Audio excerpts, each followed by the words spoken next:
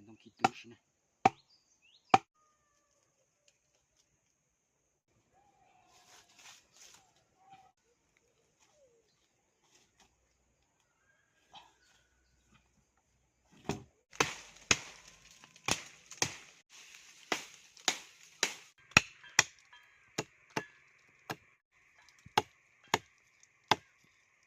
Rồi tụi củi dê nè, bây giờ tôi chỉ tụi lò cái hang nè.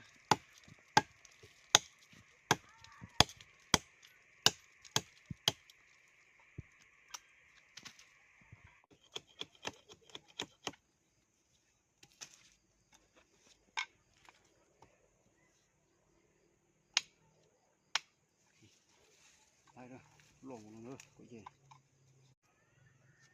Tôi mà cho plei tay vậy tôi.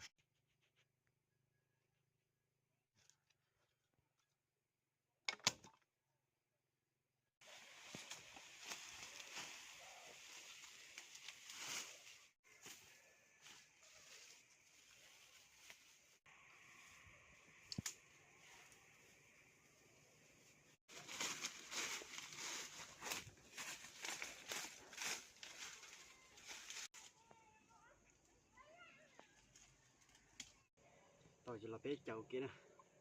đây nè, xịt tụi kia nè, nó chỉ phần thô cá ta chỉ chậu cho vậy, chút tí nè, chút gì, cho chả tròn nè, chả tròn là tròn lo này.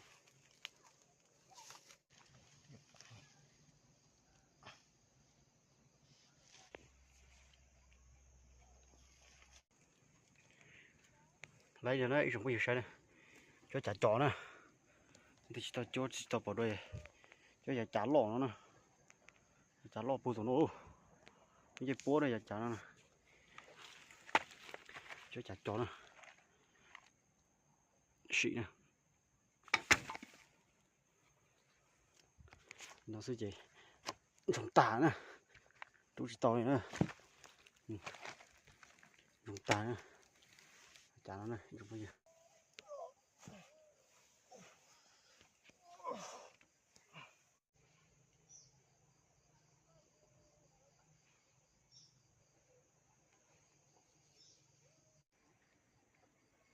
cho giờ chả chó lo nè nè trồng bây giờ cho plì nè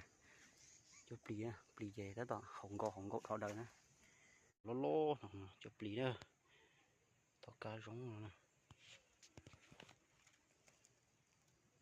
cá là thế gì nè tao nói tao cáอยู่หลอบไปหลอnó cả nó nè chả chỗ lo nó nè